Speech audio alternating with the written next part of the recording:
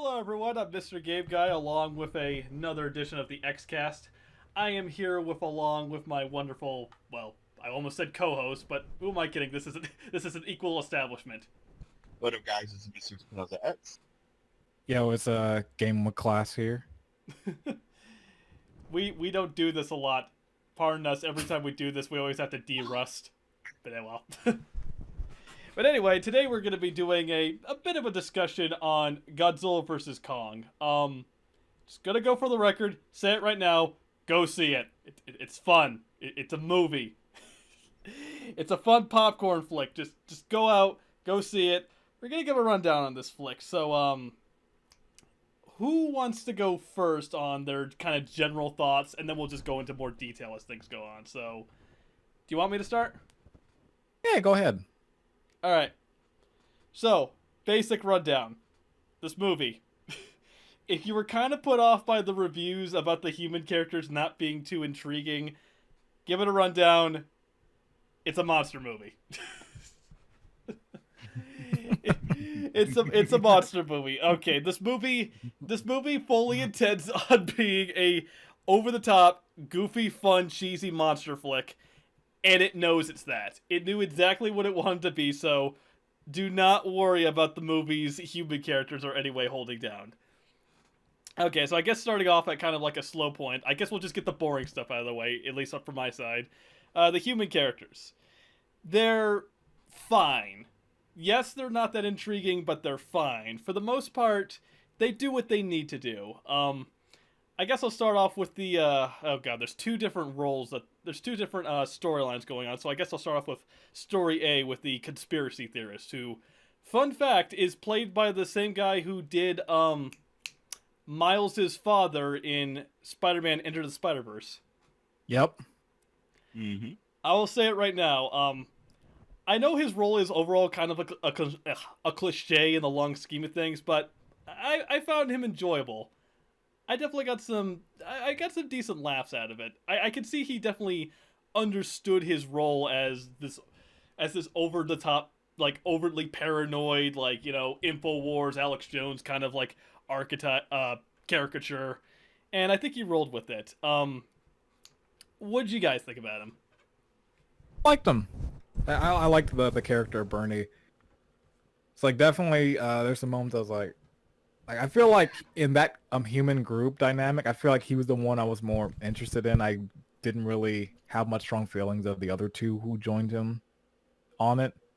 But no, I generally I liked like his aspect of the human story in terms of that trio. In terms of the human characters, I think, yeah, Bernie was definitely the best one out of all of them, because honestly, I could care less about the other characters. They're just really forgettable and everything. Like, yeah, you always have to have your comic relief, but man, he definitely did really good. I cared more about him than the other characters that we were the main focus and stuff. Yeah, I honestly kind of felt the same way, because seeing I don't remember the actors' names though, so I'll just write them down. Brian Tyree Henry for Bernie. For Bernie? Okay. I don't remember the other two actors who played the other kids, but I do remember the in-universe name, so I'll just go off of that. But anyway, or you can just say 11 from Stranger Things and Kid from Deadpool 2. Oh yeah. Okay. what was his name in Deadpool 2? I forget. It was something fired something. Yeah, it was the Burning Kid. Yeah. Yeah. That's who he freaking like who he reminded me of. Yeah, that's who it was. Anyway, I guess the Stranger Things girl. You guys have seen the other Godzilla, like the other Godzilla MonsterVerse movies, right? Yeah. Yes. I was kind of interested because she was returning from King of the Monsters. I was kind of surprised that they brought her back for this flick. And apparently from the explanation, though, is that I should probably elaborate on this. The movie is only about 2 hours long, but about roughly 25 minutes of like the human story all got cut out, and it kind of explains like why a lot of the human story feels not super developed. It explains that in like the novelization for this movie that apparently she was suffering PTSD from the King Ghidorah incident, which, to be fair, anybody in her place probably would have been suffering PTSD, because my god. And the explanation is that she's like really like into like figuring out like the whole figuring out the whole ins and outs with how the monsters, the Titans, how they work, and that's why she kind of becomes intrigued with Bernie's story and his podcast. Um, Overall, I was It actually does make a lot of sense. yeah. Mhm. Overall, I wasn't super intrigued with her character. I mean, in King of the Monsters, she was fine for what it was, but this movie, I know she kind of came off as very, I don't know how to describe it, as a very kind of, it's my way or the highway kind of caricature. Yeah. Like she was determined to like figure out why Godzilla was doing all what he did.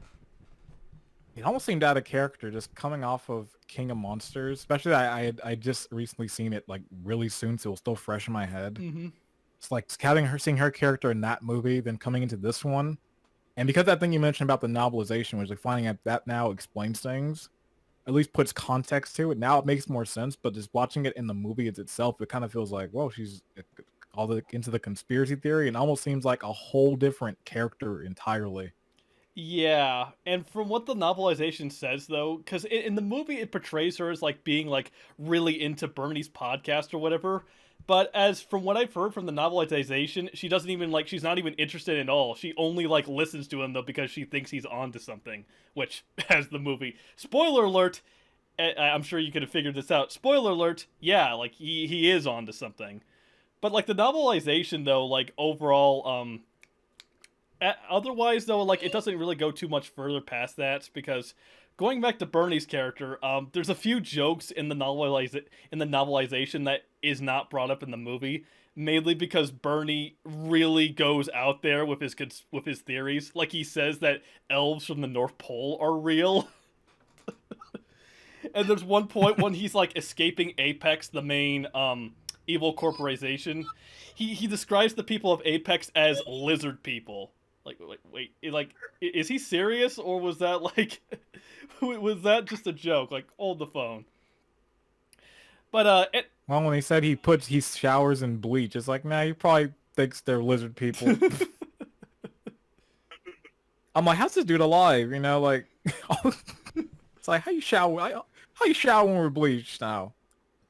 How you gonna shower Ichigo? but otherwise, there's not much else I have to say about Emma's character or the Stranger Things girl. The Josh kid, the Deadpool 2 kid, he was fine, I guess. They didn't really give him much to do. I will say I do kind of feel bad for him at the end, though, when he says, "Hey, just for the record, this was her whole idea," and the dad just told him to shut up. And I was thinking, like, he's not wrong. He was kind of dragged into this, and plus, Yeah, he got shut up megged. he pretty much what he did he deserved way more, but man, he just got shut up made. Yeah, yeah. it's like he should really get more in trouble. It's like he's like, this is my car. We're just stealing it. It has him go on this quest and all this. Is like let him be the hero at the end. The end he gets disgraced, and that's the last we see of him. It's like, jeez, man. But overall, like he was fine, I guess. I guess there wasn't too much to say. Okay, one last thing about them. Special shout out to Kyle Chandler, who played like the dad. He's not in the movie very often, but at the time of this release, this is the second time he's been in both a Godzilla and a King Kong movie. Because he was in King of the Monsters, he was in this movie, which, like, figures that out, and he was actually in the Peter Jackson's King Kong movie. So this is technically his second time being in both. Forgot about that. That is true. Holy shit. So Yo, so yeah, that's kind of like a notable thing. Not many American actors can say they were in multiple King Kong and Godzilla movies. Damn. True. Holy shit. But anyway, that's all I have to really add on that group. You guys got anything else to say about them?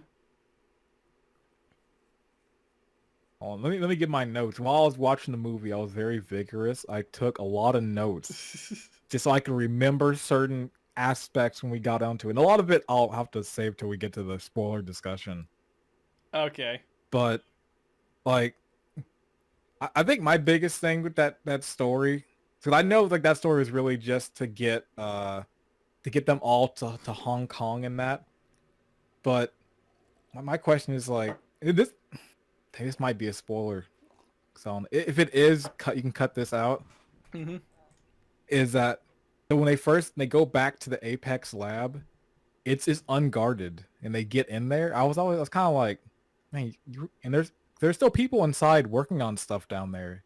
I was like, you think they like have some guards up top still, just because it got destroyed, because they got in really easily. Yeah, well, I think that was showed in the trailer, so like that's fine. But yeah, like so Yeah. some people even mentioned though is that they said they noticed is like, wait, if Apex is like, you know, fully like completely behind like trying to like keep things out or whatever, and they know like this Bernie guy is like documenting their things, don't you think they would try to, you know, take his podcast down or try to shut him up?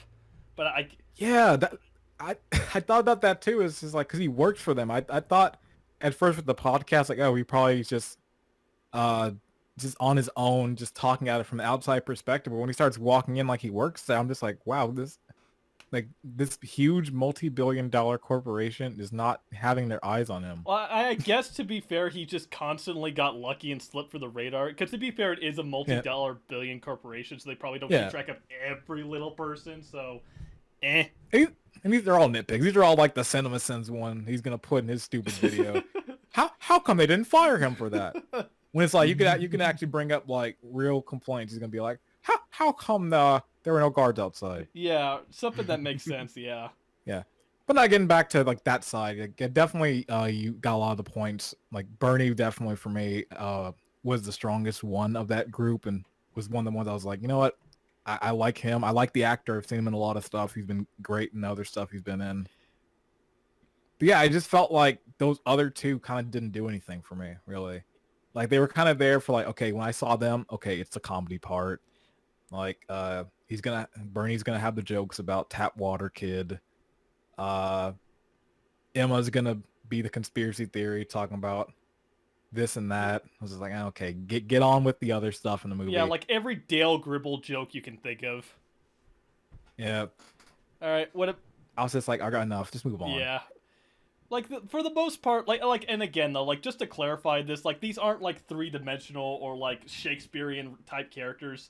Oh yeah, I'm not looking at it like looking for the depth. I'm just saying, just like for the human characters. I was like, this storyline, at least for them, like it wasn't like the strongest one. Yeah, I know, and like again though, like what I said before, like the movie knows exactly what it wants to be, and that's the credit I'll give to this movie. The characters are fine enough. They're not like, yeah, they're not great, but they're not like so bad or so like distractingly poor that it kind of like takes you away from the movie. They work well enough in the context of the film. Yeah, like compared to like the characters in the 2014 Godzilla movie or in King of Monsters, like there's like maybe one human character I actually cared for in King of Monsters. This at least they were like a good bit. Like even if I wasn't like they weren't my favorite part, I at least was like, okay, like all right, I'm fine with them. Yeah. Okay, so do you have anything to add, Ernesto? Yeah, again, Bernie was definitely the better character. The 11 girl from Stranger Things, like I thought she was gonna have like a much more bigger role, more character development, but again, I didn't really care much for her, just like in Kingdom Monsters and stuff, and Kid from Deadpool. I didn't really care for much either and stuff, but I mean, he definitely did, for what he did at the end, he definitely deserved, a lot of praise rather than getting shit up made. Oh yeah, yeah. We'll get to that part, but Yeah. Okay. But yeah, other than that, like I was just, again, like it's a monster movie. I honestly don't really care about the human characters. I mean, I think a monster movie where I actually did care for the human characters was Kong Skull Island, because those characters were really good developed and everything like that and stuff. And I think it was the first ever movie that I just like was hated Samuel L. Jackson. Well, hate him for the reasons you're supposed to hate him, at least.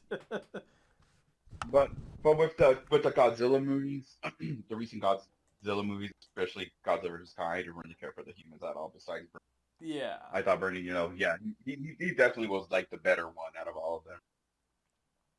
Yeah, agreed.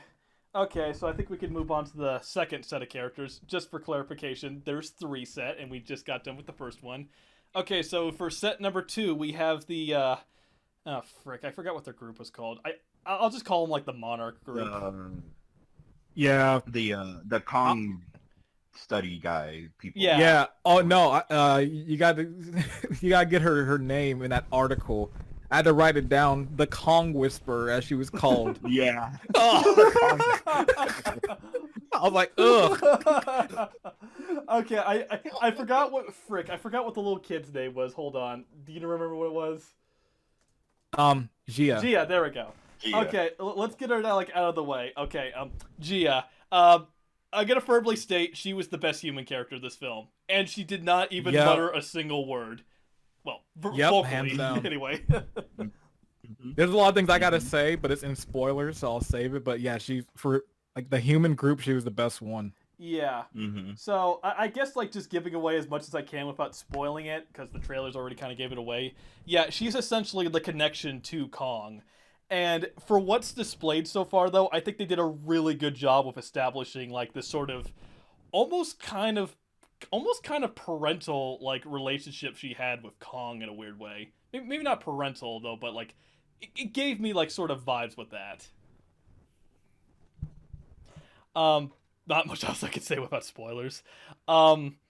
As in terms for like all the other characters were mentioned, there's I forgot what her name was, the doctor lady. She was fine. She pushed the film through. Don't really have anything to add there. There was kind of like the military guy who was like kind of like more about the paperwork or whatever. I don't remember what his name was. He was fine. I'm kind of surprised like the few jokes they add with him though surprisingly worked with me, because not really a spoiler, just mentioned, but I love the scene where like he's actually like visibly afraid to go near Kong when they have him chained up, and she like in sign language calls him a coward, and they says like, what'd she say? Oh, it's a phrase for a lot of bravery. It's just like that. Then when they bring it up later on. Yeah, that part. And like when he does like the same phrase too, thinking he's saying like the brave phrase, and she's like, what? And they just look at her like, oh, okay, like kind of like an MCU style joke, like that was pretty good. Mm-hmm. But aside from that, like he was fine. There's not much else I could really say about him without going into spoilers. I guess for like in terms of the villains, because oh shoot, there is a few things I could say. The one made the corporate leader of Apex, whatever. As far as I'm aware, I haven't gotten far into the novelization, but apparently from what I've heard, they did a little bit more with him there, but in context of the movie, he's basically just there to be a bad guy. He's every corporate overlord, I have money, I can do whatever I want kind of spiel. Now, can I post my first image right now? And because it's about this guy in particular, I couldn't take this guy seriously the whole movie. Okay, I want to post first an image of him. Wait, all right, there he is. Is it the now tell is me? Is it the Doctor Who image? Oh my god. No, tell me this guy doesn't look like Al Pacino from Jack and Jill, the Dunkachino. Oh my god, he does! I was like, oh my god. What's Al doing here? What's Dunk doing here? Oh my god, it is! That's not the same actor, is it? It's not. Oh, thank you. No. It's not Al Pacino. Al Pacino is 90 years old. Oh. This was a Demian Bicar as Walter Simmons. Oh, jeez. But anyway, he's just there for the sake of having a bad guy. There's one more human character, but that's getting into spoilers, so I'll leave him for later. And and his daughter too. Yeah, she was basically just again there for being a villain. Yeah, you can see it coming a mile away. Mm-hmm. So, oh well. What do you guys have to add to the Kong group? You can go ahead, John. There's not really much to add. Like, It's like the girl Agia was definitely my favorite of that group. Like she did a lot of raw stuff in the movie. I'll get into more in the spoiler discussion. But yeah, like with the guy scientist Nathan Lind, like I guess like the main guy, Mm-hmm. like he was okay. The Kong Whisperer, like like I don't know. There wasn't a lot of like other characters that were memorable for the Kong side. There's only one character I cared about in the Kong side, and his first name rhymes with King. Oh, I'll get there. We'll get there. Sorry. Yeah, but yeah, there's not really much I can say. Like with that group, like it was kind of this plain for me. How about you, Ernesto? Yeah, I would have to agree. Yeah, Gio was definitely the better character out of all of them, and I just didn't really care for like all the other characters. They were just there. They were generic. They're just right there. Yeah. You know, forgettable and everything. And again, I can't really say much about spoiling it, but that's pretty much my take on the Kong side of the character. Yeah, they pushed the story forward, and you know what? That's kind of it. No more, no less. Yeah. Oh, Yeah. actually, there's one other character I do want to mention in the humans, and it feels like such a wasted potential. Oh, is it Mhm. what I think it is? Was Go ahead. it was getting back to Emma's father when he's in Hong Kong, Oh. and Lance Reddick is in the movie. He had a top billing. He's in like the main like credit sequence. I was like, oh, Lance Reddick's in this movie? Dope. He's only in one scene in this movie. Oh. I was Oh, like, how you yeah. gonna get Lance Reddick and only have him in one scene? Like he's so good in other stuff. Like how you gonna just not use Okay, him? new Yeah. question. What's he played in? What hasn't he been in? He's been in John Wick. He's been in so many movies. White House Down. Yeah. And He was in The Wire, the great show. He's been in a lot of actually, it's pretty funny. I looked up on IMDb. He was actually in the 1998 Godzilla movie. Wait, He was Soldier on Bridge. wait, they got him too, and they didn't get like any of the other like decent characters from that film. Oh my god! Yeah, no, they got Soldier on Bridge, uncredited. But they didn't get like freaking Hank Azaria or like Matthew Broderick or anyone like that. Oh, thank God they didn't get. I swear to Christ, if this lets me talk about glitching, oh my God! But anyway, he was actually the captain that helped Isaac in season 3 of Castlevania. Oh yeah, I forgot. dang. Mm-hmm. Mm-hmm. It's like, do you really want to see That's a Lot of Fish in this Godzilla movie? I kid you not. If I had the money and I had the time, I'd do it. Just as a meme. Digitally added in there ADR during a certain scene. That's a lot of fish. Okay. Put it far in the background.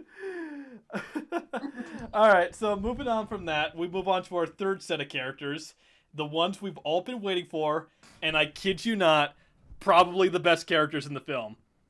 We're going to the monsters. Let's start off with our main character, Kong. He was the best character of this film. This is his Hands movie. down. Like, Mm-hmm. what? Oh, yeah. If there's one thing like this to kind of be made clear about this movie is that this is a Kong movie. Like 70% of it is a Kong movie. The other 30% is Godzilla. Yeah. And I loved it for that. And I love Godzilla. Don't get me wrong, I love Godzilla, but I was like, I'm so happy this movie is like on Kong. Cause he's such a good character. Yeah. I would say the balance was done very well, and again, it makes sense. Godzilla had 2 previous films before this, and Kong only had 1 movie. It made sense to focus on him. But in terms of like how Kong is portrayed in this film, did you want to say something, Ernesto? No, I just like saying, yeah, I agree. Okay. In terms of Kong's portrayal, some people like had a few complaints with his portrayal in Kong Skull Island, considering that he didn't really have the same characterization or sort of portrayal as he did in other King Kong movies. But in this one, they really got it down, and I think the explanation was that in Skull Island it was a younger Kong. Here, it's a matured one. This one has actually been like living like decades beyond it. Like if you look close, you can even see some gray and like around his face. Like this is an old Kong now.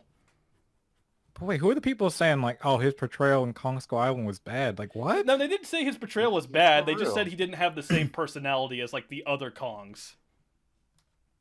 Mm. I guess, but it's like it's a different portrayal. Like, I'm not really surprised with that. Yeah, and I think it like after seeing this film, it made sense because that was a younger Kong. This one is an older Kong. Yeah. Yeah.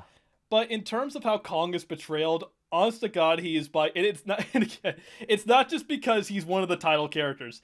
They honestly did a great job with how they did him. He manages to keep that sympathetic edge of him. But another thing they did, and I'm surprised they went through with this, he actually speaks. And it's Yes. done in an honest to God kind of like in a kind of shocking, but in a way that makes a lot of sense. He says home in sign language.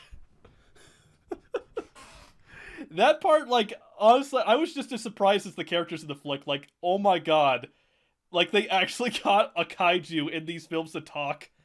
And it was not stupid goofy like it was in some of the previous Godzilla films. Oh, don't even mention like when they started Oh. dubbing them. They did them so dirty in those old movies. But okay, like anyway, like getting past the shock factor, yeah, Kong is by far the most intriguing character in this flick. They did a great job with his portrayal. You really like you definitely get like that kind of similar like sympathetic vibe with them though, because because the essential plot is they're just essentially just dragging him out of Skull Island. He's outlived his containment area. And they're essentially like, well, we need to have him discover the Hollow Earth. So they literally just drag him along on the situation. He clearly doesn't like it. He's clearly confused. He's clearly just has no idea what's going on. And yet for like the whole thing, they're just doing everything they can to try to keep him comfortable. When they eventually got to Antarctica and they eventually like, oh wait, was that in the trailer? I think it was in the trailer. Oh fuck. Oh well. Cut that out. Yeah. When they eventually get to later parts of the film and they eventually like start like discussing like, hey, like there's something in it for you, Kong. Like you could definitely like it definitely gets to that point though where you're thinking, okay, I feel bad for this guy. Like he's like Kong has had like a very hard life and it continues like throughout this flick. Jeffrey Multimel was like, man, you're doing Kong dirty because like he's on like the ship and it's like raining. It's like give him a blanket, give him something. Yeah. And then when he real. gets to like a place later in a movie, I'm like, give him a jacket. I'm like, you're doing him dirty. But overall, I was pretty happy with Kong's portrayal. What do you think, Ernesto? Oh yeah, I was very happy with Conquer Hill. Like you said before, it's his movie because he only had one movie, and Godzilla already had two movies, to this and stuff. So I was very happy, they gave Kong some really good screen time and stuff. Very surprising because I thought coming into this movie, I thought like definitely it was going to be equal screen time for both characters, but I actually was happy to see more Kong than Godzilla, even though I was Team Godzilla throughout the movie. Oh damn! I forgot about that. I'll just get this out of the way. I did not care who won. I just did not care. What team were you? Were you guys? Oh, Team I'm Godzilla. Team Kong all the way. My name's GWC today. Hey, gorillas with class. I was Team Kong before the first trailer. And people were doubting me like, no, that's stupid. After I saw the movie, you know what? I'm happy I stood by my original choice. Oh boy! Oh boy! Oh, we'll get to that. You were Team Godzilla, Ernesto. Yeah, Heck yeah! I'm more of a yeah. I love I love Godzilla. That's literally like the first monster movie I've ever experienced. I hated the 1999 version. Who American didn't? version of Godzilla. Because I was like very young, and I was very hyped up for it. I got all the toys and everything, and when I actually saw the movie, I was just like, "What the heck is this?" So it's like I'm just gonna stick to watching the older Godzillas that I got for like VHS and everything like that. Um, I didn't really I didn't really like care for King Kong and stuff like that. I remember I didn't really watch like the original King Kong. I think like I've seen the Peter Jackson one and stuff, and Oh my god, that movie was super long, but it was still a good movie though. It was super long and stuff. But I don't know. I just really didn't really care for King Kong that much until I saw Skull Island and everything that made me really like King Kong and stuff like that.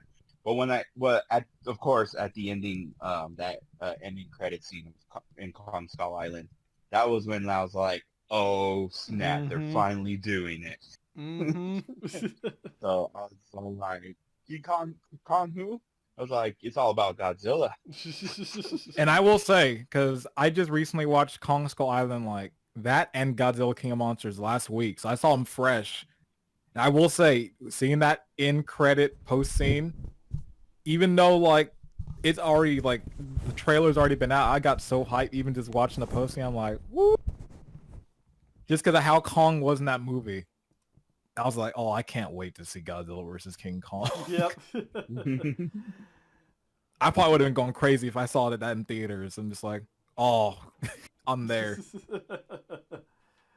Okay, so I think we got like our Kong thoughts out of the way. Oh god, you know what? I honestly have nothing to add with Godzilla because everything I want to say with him is spoiler related. But I'll just say right now, non-spoiler. He was good. I really love how they portrayed Godzilla in this film. What do you guys have to say? Same. I really liked Godzilla Same. as well. Same as well, yeah. There's a lot of things I get kind of same boat. Spoiler I stuff. I can't really say anything about like spoiling the movie, so yeah, I'll save that for the spoiler discussion. Okay, gotcha. So now that we got our sets of characters out of the way, here we're going to be. Is there anything else you guys want to add in terms of non-spoiler? Because if not, I'm ready to go full spoilers. All right, I have my final things. This is more on the technical side of the movie. The sound design is excellent. Mm-hmm. The sound design is so good in this movie.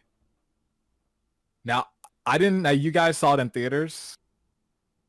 Mm-hmm. Yeah, I saw it at home in my sound system, just with the subwoofer and like the sound bar and all that.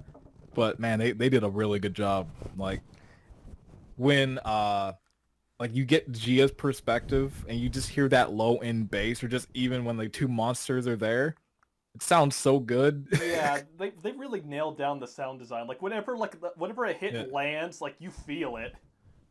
Yeah, like I was on my couch, I'm like, man, I got to see this movie again in theaters. Like I'm for real doing that now. Like before I was like, I'll see it at home for right now, but now for sure I need to see this in the theater, because if it was sounding like this at home, I can't wait to see it in a theater with like their speakers. Hell yeah, Mm-hmm. yeah. If you could see this movie in IMAX, I would honestly say it's worth it. And the cinematography was really good too. I wasn't the biggest fan of Godzilla King of Monsters look too, and just the shots. I didn't think they were that great. Like I felt like 2014 Godzilla. That movie, like even though I'm not the biggest fan of it, I love the cinematography of it. It's really good. They have a lot of really good shots in there. Oh yeah. A lot of good wides and just like the scope of it. Like they make Godzilla intimidating in that movie at first. Oh yeah, there really is a huge sense of scale and build up to that movie. It's kind of a shame that they spend so much time doing so and don't pay off. Not getting to him. Yeah. If they had paid off, I would have been like, this movie's great. But they didn't, so it kind of sucked in that sense. But no, in this movie, cinematography was really good. There were some really nice shots, and it was really nice. Yeah. But oh man, how about are you done, John? Yeah, I'm finished on mine. All right. How about you, Ernesto? Final thoughts? I don't have any. I'm just waiting to get to spoilers. Okay, so now we get into spoilers, and I'm not sure if you guys are ready to go into full discussion about this, but okay, now we're into spoilers. So if you haven't seen the movie, go watch it. It's fun. It's amazing. So let's get the one thing straight, and I'm sure that you have a few things to say about this, John. There is actually a winner. Yes. Mm-hmm. Now depending on how you look at things, it might seem a little different in there. Now I want to know, who did you think won? I'm gonna who did I think was gonna win, or who do I think I win in general? In general. Okay, in terms of who won the battle, Godzilla. Who won the whole scenario? Kong. Like, won the war, I guess. Won the war, Kong. How about you, Ernesto? Like the battles, Godzilla. Like, yeah, Kong definitely like won the whole thing and stuff. Because when you could kind of see like when they were talking to each other, you kind of could sense like what Godzilla was saying like you won this battle and stuff like that, and he just like went back to the water and stuff. Mm-hmm. I take it from that, but in the sense on who won it all, I think both of them. Yeah. They both got some shots in. Yeah, I think both of them because there is another villain, the main villain. Oh, where to even begin on this? I have so much to say. Okay. Let's get like the rest of the spoilers like out of the way first. I should have explained this format, damn it, better. Okay, so you're gonna be hearing that a lot with all of us. Oh, I gotta say this. Okay, so I'll just run it by. There actually is a winner. It's Godzilla. He wins the battles, but Kong later on is the overall winner of the war. Get it right now. Just get that out of the way. How they portrayed the battles in this movie was freaking fantastic. Mm-hmm. The best parts of the movie. Yeah, they Kong, I wrote in my notes like 100 times watching it. Like, Kong is a beast in this movie. He's so raw. Like, that's the reason why I'm like, man, Kong won overall. Because Godzilla, he fought the other villain. He fought like Kong, but Kong was going against everybody in this movie. Because once he got down to Hollow Earth, he's tearing people up. Mm-hmm. He's fighting people just at his own territory. It's like he's just destroying. And some of the stuff he was doing to Godzilla in the fight, I'm like, oh my god. Especially the way he finished off one of the creatures in Hollow Earth. Oh. I was like, this is the best portrayal of Kong by far. I was like just watching Kong Skull. I was getting so hyped watching that movie. I'm like, yo, I love this Kong. This whole movie, the human characters have been good, but Kong's just been killing people for like 80 minutes straight. Mm-hmm. Every scene was him tearing somebody up. And that's what he was doing in this movie. He was just going off. Yes. So I think in that aspect he won, but yeah, definitely in that first fight, Godzilla whooped him. Yeah. Because like throughout the whole movie, like Godzilla just whooped Kong's ass throughout. Yeah, like, okay, in the Battle of the Ocean... Like, I think... Go ahead. Yeah, the Battle of the Ocean, yeah, like, they got their few shots in, but definitely Godzilla was, like, the one leading throughout the whole fight and everything, trying to drown King Kong and everything, trying to destroy the ships and stuff. And, like, it's just, I was like, okay, maybe when they fight next, Kong's definitely going to take it, but when they get to Hong Kong, I was all like, no, it was like the complete opposite. Godzilla is just whooping Kong's ass. Like, I was like, definitely, I think the director of this film, or the writers, definitely were favoring Godzilla than King Kong. Yeah. Yeah, because especially when he got to Hong Kong, he had so much advantage, because, like, in that first fight, it's in sea, Godzilla's home turf. He can go underwater, he can do all this. Kong has nothing. But when he got to Hong Kong, it's like, man, this is Kong's territory. So to see him get whooped, I'm like, what happened? Yeah, like, at first you're thinking, like, okay, like, sure, we're on even grounds. Heck, Kong's even armed for this one. Which, by the way, in the Hollow Earth, okay, in the freaking Hollow Earth, Kong gets an axe. I'll just say right now, Kong with the axe, I didn't think I would, like, be that hyped for it, but, like, after seeing the origins of it, the fact that the axe is made out of, like, a Godzilla spine, like, attached to a bone, and seeing how he utilizes it in the film, like, alright, Kong with axe is officially amazing. Yeah, there you go. But also, this is also what I thought, too. When I saw it light up, I'm like, we got Kratos here. I was calling him Kong Toast after that. I'm like, Kong Toast. And I didn't know that thing about, like, that it was from one of Godzilla's spikes. Like, that's cool. And it makes, like, narrative sense, too, like, why it's able to absorb, like, the radiation breath. Yeah. Mm-hmm. But oh man, oh man. So yeah, like overall, like the actual battles themselves, like we said, amazing cinematography. My inner Godzilla nerd was definitely nerding out in multiple modes because there were so many small little minor references to the previous films. I got a little giddy. Yep. The freaking he shoves like when he shoves the axe in Godzilla's throat just like he did with the tree. Like I legit laughed in the theater when I saw that. Yeah. Yeah, I was. I was like, I knew they're gonna bring that. I was like, man, if they bring up that scene in 1962 into this movie, like, man, I would freaking be happy. And they did, but it was the act. Like, oh god. And it didn't even look that goofy too. Like it made sense like in the position like in the context of the film. Yeah. But oh man, this movie, like I think like some people have kind of like described it best. You have some Godzilla movies which are basically just like, you know, movies. They like really go for the aim of scale and monster vibes and just how people deal with disasters. And then you just have other Godzilla movies which are basically just live action cartoons. This one kind of embraced that cartoon aspect, but like an X-Men cartoon. Like that's how you describe it, like an X-Men cartoon. That's what this was like. Mm-hmm. A high budget, big budgeted film, and it was a film that was like not afraid to like have fun at all. I gotta give a lot of credit with the it mostly has to do with the Hong Kong battle, but I gotta give a lot of credit with how they shot it and how Kong moves. It really gives off the impression that this is a giant gorilla fighting off against a giant radioactive dinosaur.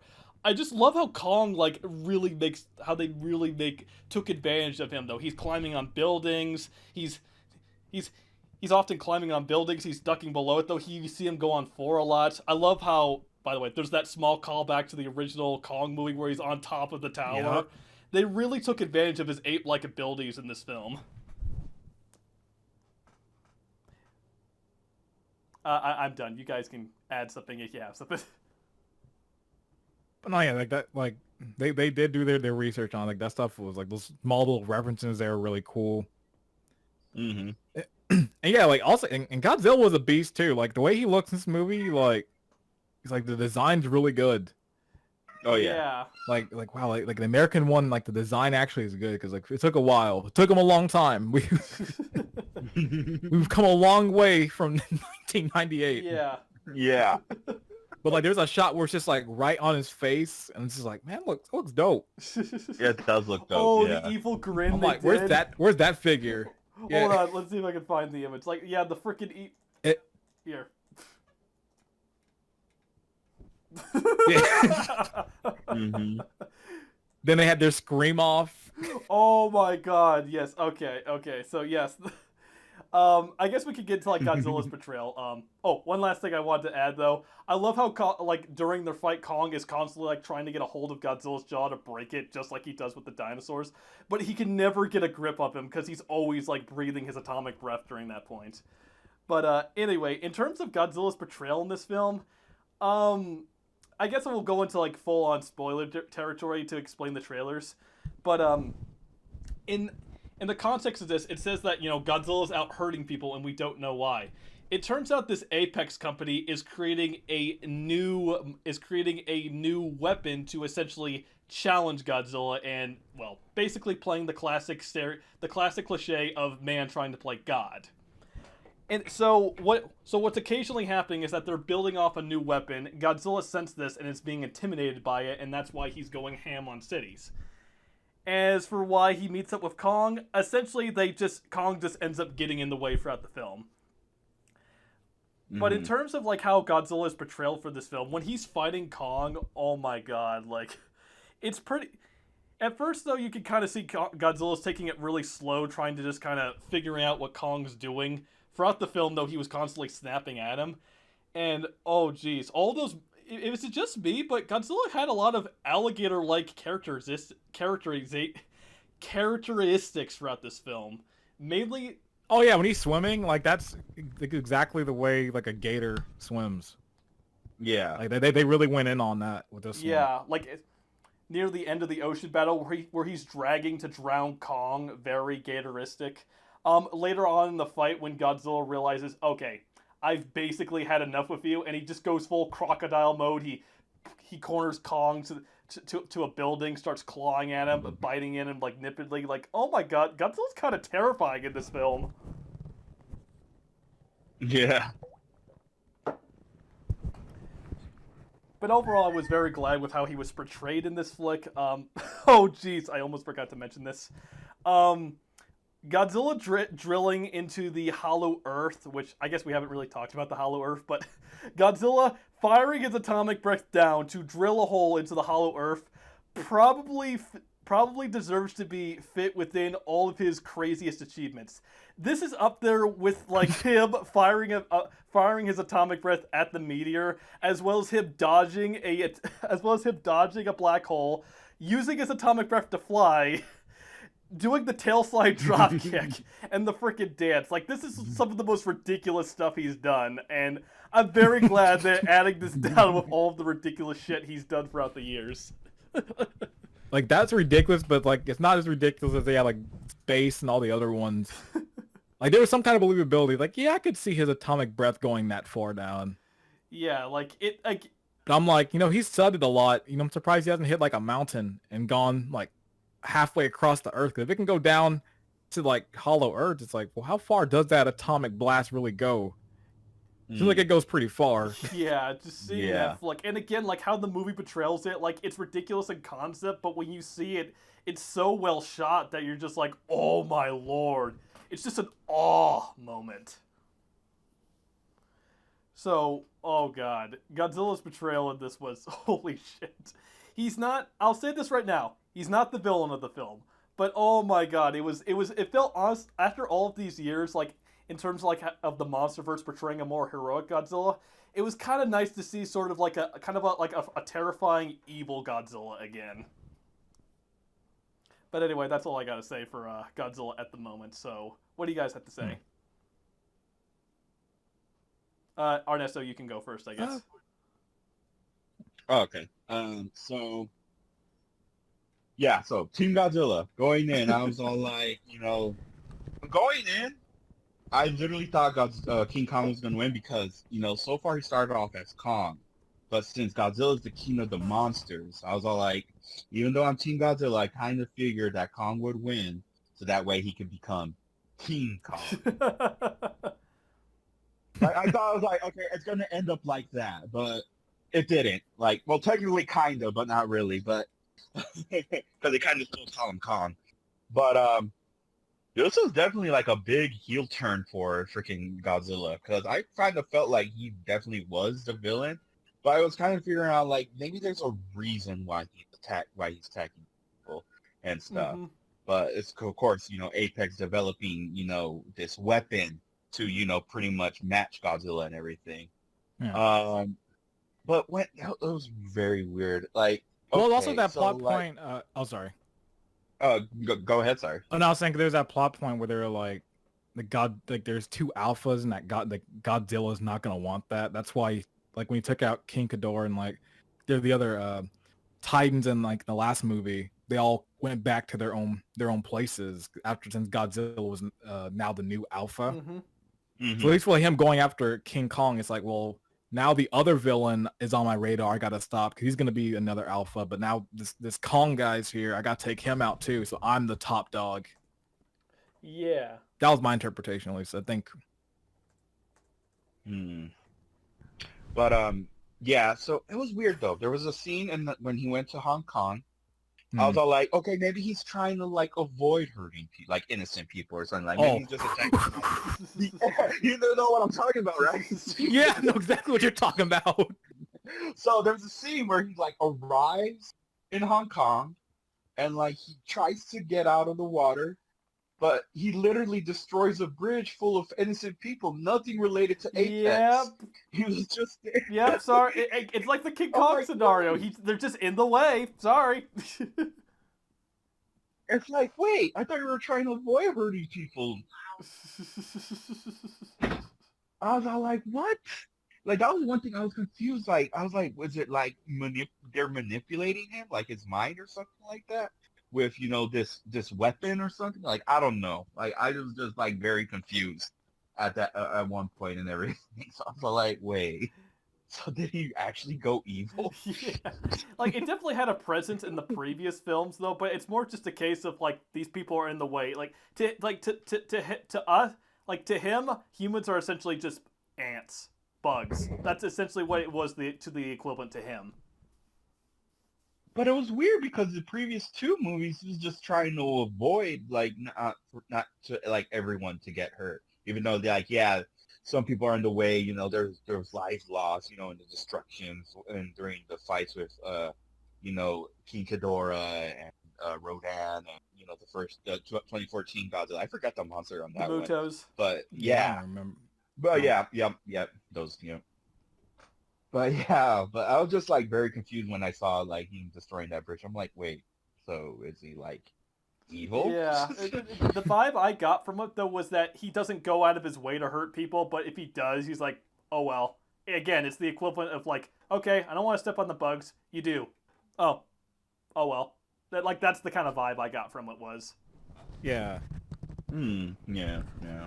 Well, the one thing about that scene though, because like Mhm. Godzilla was like in there tearing stuff up. Why were there still people in the buildings? Like he'd been destroying the city for a bit, but there's like they would cut to shots of people still inside like the skyscrapers. Like I'd be Oh running. yeah, Yeah, like yeah. I was. I'd be I'd be out screaming. I of wouldn't there. even be there at that point.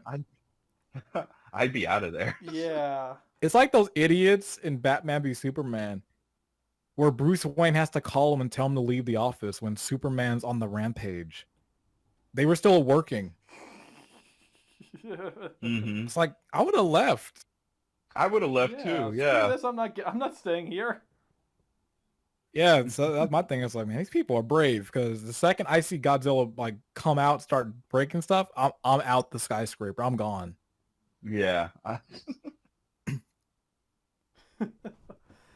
Oh jeez. He came into the movie strong. I was happy with how this movie started Yeah. Yeah. because they didn't waste Definitely. any time. Like 5 minutes Yeah. in, Godzilla's tearing stuff up. I was like, this is what I've wanted since the beginning. It's taken them so long to get this right.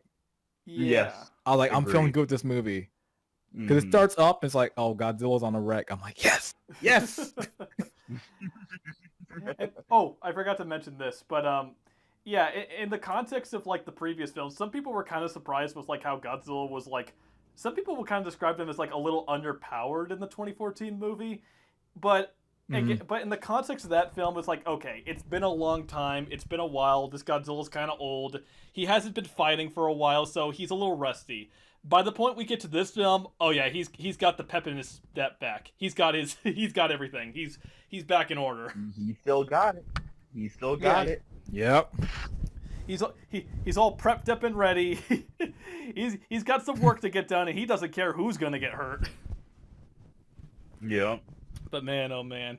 Oh, I forgot to mention a couple other scenes. The scene in the trailer where Godzilla pins Kong to the floor to the ground, and they both roar in each other's face. Love that scene. Yeah. That scene was really good. Oh, this was the save Martha. Why'd you say that name? Oh no. This was the point where like they kissed and made up. Okay. I'm sorry to bring up that, but it kind of reminded me of it. Like Kong was begging Godzilla, "You have to save Martha, save Martha." Godzilla, "Why'd you say that name?" Yeah, but I think most people kind of got the gist that it was Godzilla essentially trying to intimidate him into submitting, and Kong, despite getting his ass whooped and being literally under Godzilla's body weight, was just no. He just refused. Like he was fighting till the bitter end. Oh my God, John.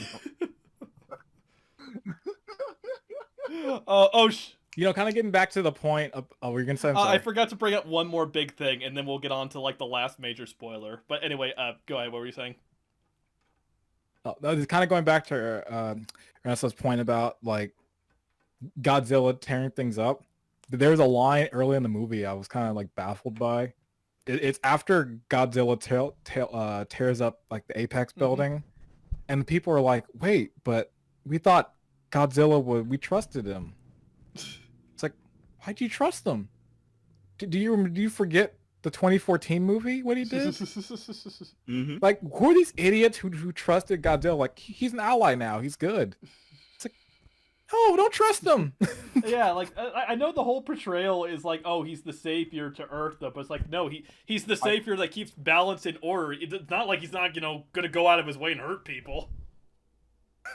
I think the guys at How It Should Have Ended did it better when they did Godzilla 2014, where like that scene and the ending where just Godzilla was making his way to the water after pretty much killing the, what was the name again? I'm sorry. Oh, the MUTOs. It's an acronym for Mutant The Unidentified yeah. Terrestrial Organism, aka they have no name. The Mutos, yeah. So the Mutos, when he killed the Mutos and he came back to water and just everyone out of nowhere started clapping. I could just imagine Superman swooping down. So I snap a guy's neck, and you guys don't clap for me.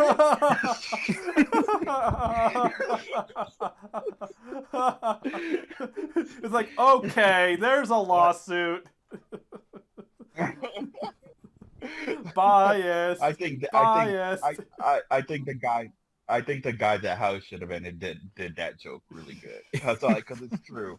It's like, here's a monster that pretty much destroyed like literally the whole city, but you have here Superman battling against Zod for like saving the world and everything from getting turned into Krypton and everything, and he's just branded as a bad guy.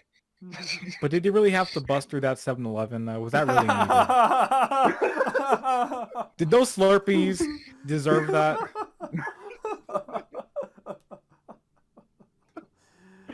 No, it didn't. Oh Lord! Oh my God! Oh yeah. Anyway, are you done? I wanted to make like my one last point, then we'll get on to the final spoilers. Yeah. Okay. Yeah. Okay, we already kind of glossed over with it, but let's talk about the Hollow Earth. I was kind of surprised that they were willing to go this trippy with the Hollow Earth. I'm surprised that they were willing to go like this far with it. The fact that they were introducing anti-gravity matter, there was like an entire new whole world filled with these unbelievable creatures, and oh god, the wide shot lands of like Kong just like running throughout the field. I'm thinking, well, Kong doesn't feel so giant anymore, but damn it, John. But the thing that really got me about the frickin' Hollow Earth wasn't the anti-gravity, it wasn't the widescape, it wasn't the fact that the devices they rode looks like the frickin' Super X from Godzilla 1985, or Return of Godzilla. The thing that got to me is when they made it to the mountain that looked like a castle, had a handprint of a member of Kong's species.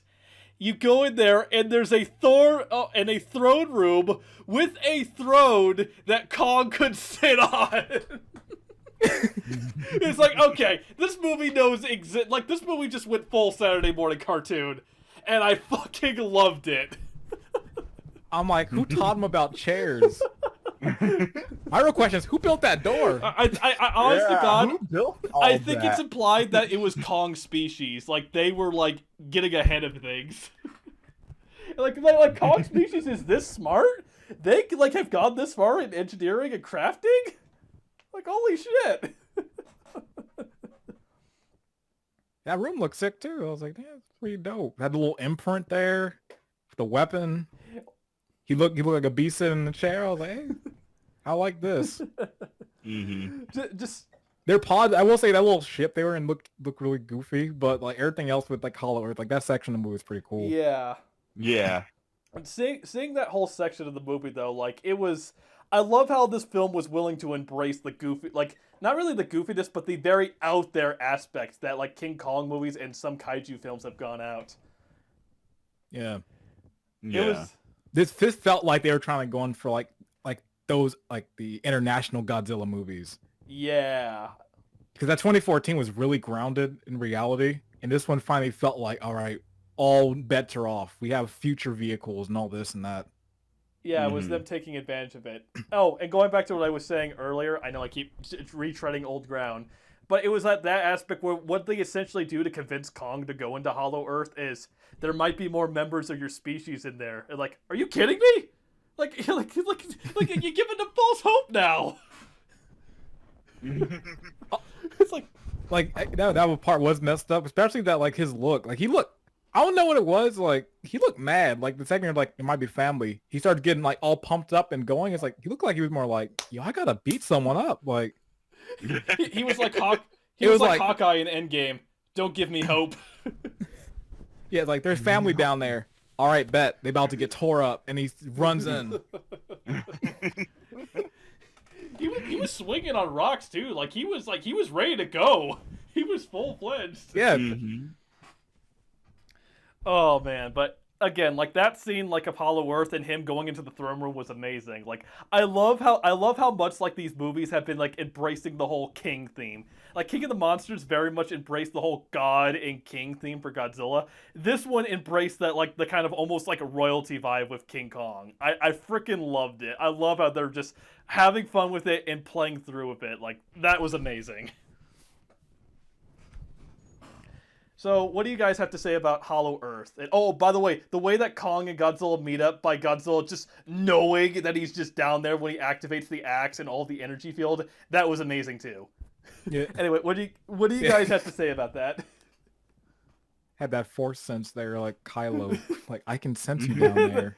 They're force linked. You better come up here. They're linked for the force.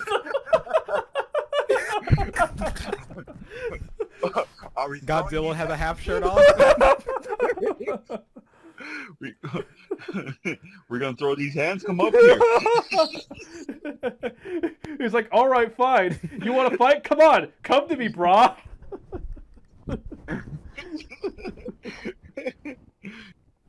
Oh Lord. It's like you got you got Godzilla communicating to King Kong like I see you down there. I can feel you. I'm coming.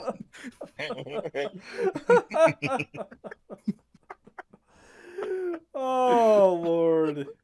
Anyway, yeah. But no, the Hollow Earth stuff was Yeah, cool.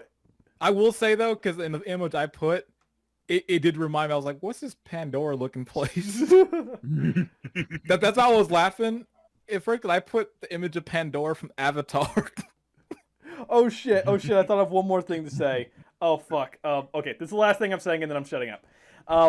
In the novelization, it's flat out explained that it was just literally Godzilla himself. He was the one that essentially fought off most of the members of Kong's species and killed them. He was the one that essentially like took out Kong's species, and that what drove them to Skull Island.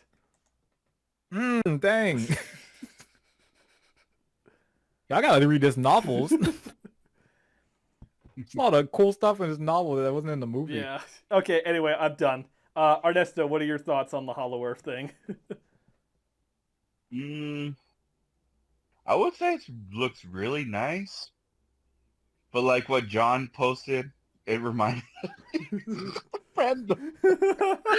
It literally reminded me of Pandora. I'm sorry.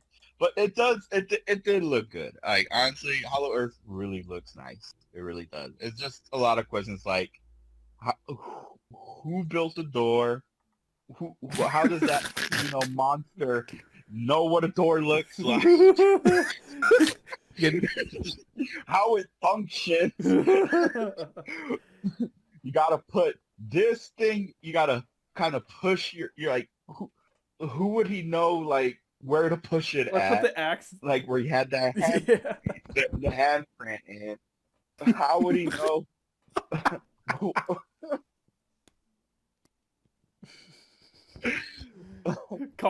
How would he know what a chair was and what it's used for? He's a part of the advanced Kong civilization. How else have they developed coconut guns?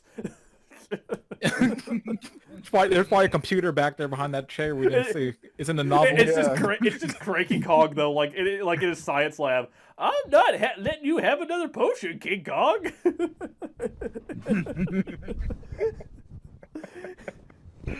There's probably a fridge in there too. Yeah. I wanted to see the little like rock futon they got in the back. hmm like there's definitely some questions in there, but again, it looks good. There's really not much to say. It's your typical Pandora looking type of, world and stuff. Yeah. It looks good. Yeah. Yeah, one final thing I'll say about that scene, the way they came in, where it's like that, because they said like they set up like how gravity's different there. Like the way they came in, where it's like they're falling down, then does that switch, where then they're going forward, and it works the same way with Kong. Like, Oh yeah. that's the way. That scene was dope. Yeah, that scene Mhm. was really good, and you see the scene with like Kong floating with all the floating rocks and asteroids. Some people said that they kind of wish there was a fight scene there, but I'm thinking like, I kind of like, as funny and memeable as it would have been, I don't think I would want to see revivals of the Godzilla flying meme with him down there. No, but also that's been done before. I feel like in a bad movie they would have done that, where Godzilla would have come down to Kong, and that's where the final fight would have been. It would have been this crazy thing. Yeah, like that. It's like that's been done. I like the Hong Kong like the city settings, especially with the neon lights. It was cooler doing it. Yeah, that way. and it brought back the sense of scale. When you were in Hollow Earth, it was like huge. Like Kong didn't even seem big anymore. Yeah, like when he enters like that door into that, you just get to see like, god dang, like that mountain's huge. Yeah. But anyway, so overall, Hollow Earth was pretty sick. Glad to see it. Oh, by the way, villain daughter lady, she shoots Kong. Kong looks at her, crushes her, boom, dead. I was so Yes. I was like, yay. Yes. like, He crushed her like crackers. Yes. I was like, He's like, good. You served nothing He's to like, this movie. who the hell are you? You shot at me? Okay, then. Dead. All right, okay, now we can finally get to the final spoiler point that I know that you guys were probably sick of me constantly cock blocking. Actually, this is what Godzilla did to her. Just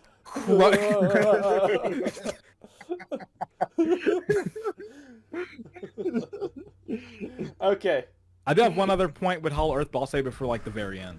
Okay. Now we get to the final bit that was sadly spoiled a lot. Thank you, Funko Pop.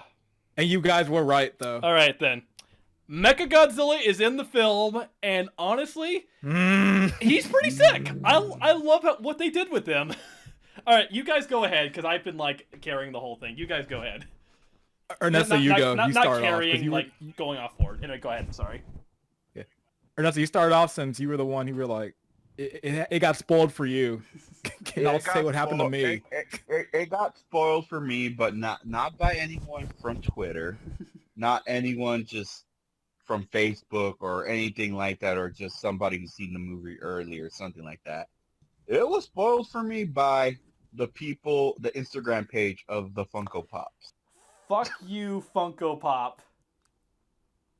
So Funko Pops likes to pretty much spoil the movie. I remember they spoiled something in Avengers and Infinity War that sadly was cut out of the movie and stuff. Aww. They literally they pretty much show like, their stuff where Godzilla vs. Kong. It's like, oh yeah, they look pretty nice. I scrolled and then it was right there. It was how Mechagodzilla was gonna look like. I knew Mechagodzilla was already in the film because they kind of showed him in the at trailer. the beginning, yeah.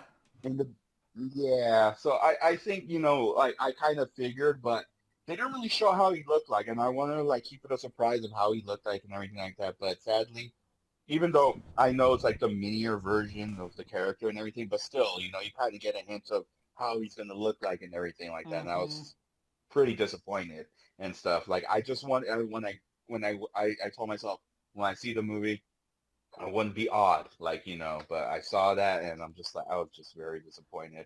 And I watched the film and when they revealed Mechagodzilla and everything, I was so disappointed because I literally wanted a surprise on how he looked like. Because, oh man, it was so disappointing. After that, I definitely unfollowed Funko Pops. Yeah, but what do you think of like how Mechagodzilla was done in the film? He was definitely. I kind of figured like, how are they gonna do it? Because I know in the original, he was designed by aliens. I thought maybe they're gonna bring aliens into the mix, but I thought that was gonna be ridiculous. It made sense how they did it, so the way they did it was they got the skull because I wondered because like in the ending of the end credits of King of the Monsters, the guys at Monarch found the not Monarch, the other the terrorist group, yeah. Oh, okay, yeah. The terrorist group found, the skull of the head of one of the heads of King Ghidorah and everything. So they pretty much used the skull. They pretty much attached these wires into them and pretty much used like some type the DNA, and everything, and kind of used like telepathy to kind of communicate with Godzilla and everything, and stuff. And they had it was like some Asian guy. I think they said like he was like the father of Ken Watanabe's he was character. the son of it. Like the son. I'll get to him later. Yeah. Go ahead. And like he pretty much like pilots Mecha Godzilla and everything. Like he gets this like visor and everything, and it kind of puts him in a trance and everything. That's how they would like. And that's the one thing I say. You know what it reminded me of? What? Why did it remind me of the full dive from Sword Art Online? about the jack in. That's kind of what it was, actually. It was that. Holy shit! I didn't. That's what I was thinking the whole time I saw that. I was like, "Yo, it's the full dive." I did not think of that. Holy shit! Oh man, now that's what's gonna remind me. Link. I've ruined it. Oh man. Oh. But yeah, like essentially they built Mechagodzilla by using a telepathy link with King Ghidorah, one of his skulls, and the son of Serizawa. We'll get to that point because there was a lot of missed potential there. But yes, and the way they portrayed him was Go ahead. I know it was your turn. Go ahead, Ernesto. Oh man. So they kind of like, so what ended up happening, like, okay, they're pretty much controlling, to destroy Godzilla and everything, but that backfired. Mm-hmm. It ended up, what happened again? I totally forgot. Well, what they did was they said it needed like more testing for it. Like once they got the source from down in Hollow Earth, they could run it 100%, but they said, hey, Ren Serizawa was like, hey, this needs more testing before we go all in. But Al Pacino was like, no, we need to do it now. And that's when it malfunctioned because they didn't do all the testing for it. And that's when it took full control over it. Yeah, I should probably elaborate on this. King Ghidorah's spirit possesses the machine, takes over, kills Ren Serizawa, and comes to life. Mm-hmm. It's weird it's not the brain, though. Why is it the skull? It's like... It's an alien. It's an alien that can regenerate its heads. There's your reason.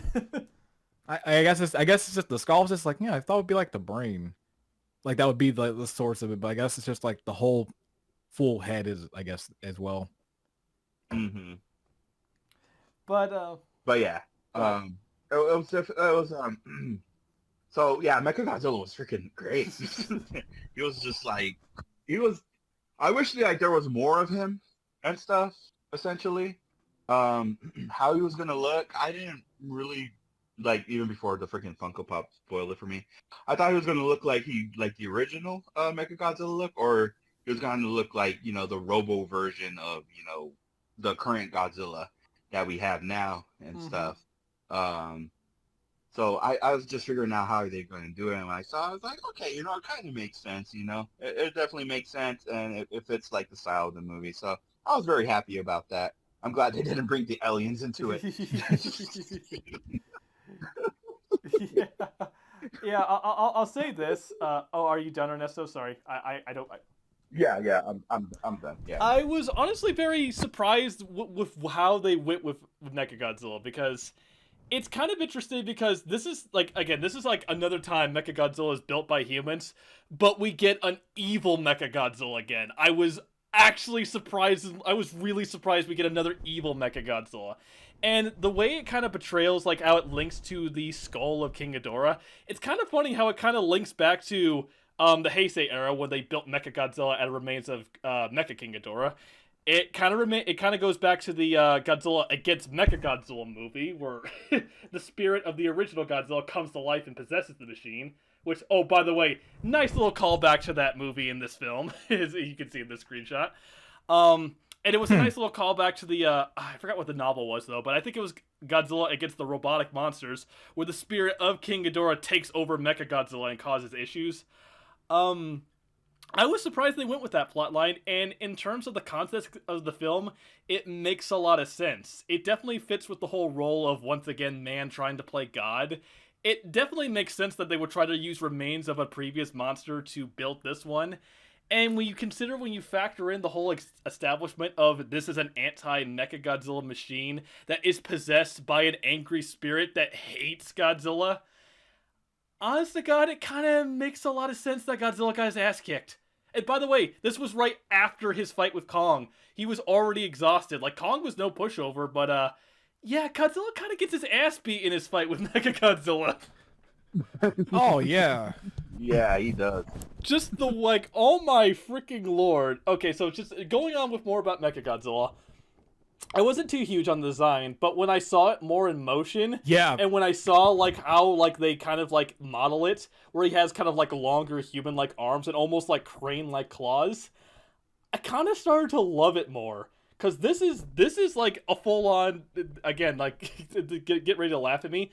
I actually thought this version of Mechagodzilla was kind of creepy. Like, this is a full-on Terminator Godzilla. Like, the other ones were just, like, robotic versions. This is a full-on fucking Terminator version. Like, this is disturbing. Like, what the hell, man? That was my only thing was the design. Like, I do like the overall concept. I thought, like, man, he's a little too skinny. That was my only he was skinny. criticism with it.